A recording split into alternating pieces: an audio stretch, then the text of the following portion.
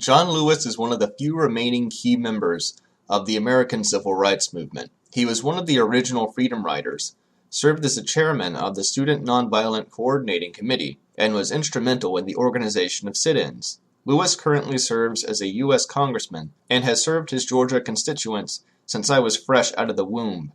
March is a trilogy recounting John Lewis's experiences during the Civil Rights Movement, and Lewis co-wrote it with his aide Andrew Aydin.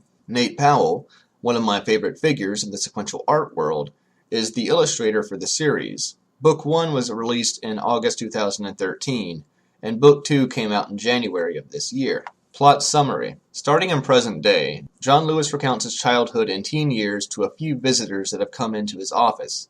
Lewis highlights his first face-to-face meeting with Martin Luther King, his choice to back down from his decision to become the first black student at Troy University due to potential harm to his family, and he starts going into detail when he talks about how he taught nonviolent protest methods to other students. It was the amount of training and painful calibration that the student volunteers went through before even being tested on the streets that drew me into this book, because I had never really heard from that angle of the story before.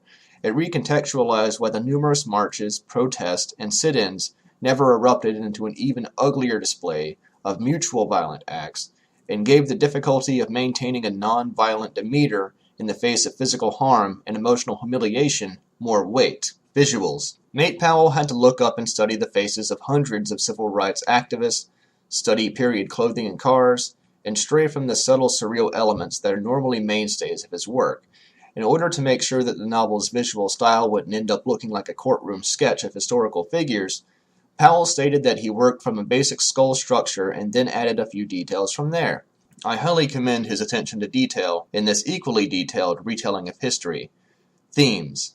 This graphic novel seeks to educate others about this important period of American history and places importance on how many sacrifices were made to achieve legal equalities for black American citizens in the Southeast. The amount of education and temperance required of the individual members is also recognized, so this novel doesn't seek to just dryly recount events as they happened, but also teaches the personal development it took of the people involved. Thus, it's a far more interesting novel than something like Gonzo, which read like an illustrated encyclopedia entry. Overall, I greatly enjoyed learning about the process that John Lewis used to teach his fellow students in the ways of nonviolent protest. The early parts of the novel aren't as interesting as some other autobiographies, which is unusual, but at least it gets consistently better from there.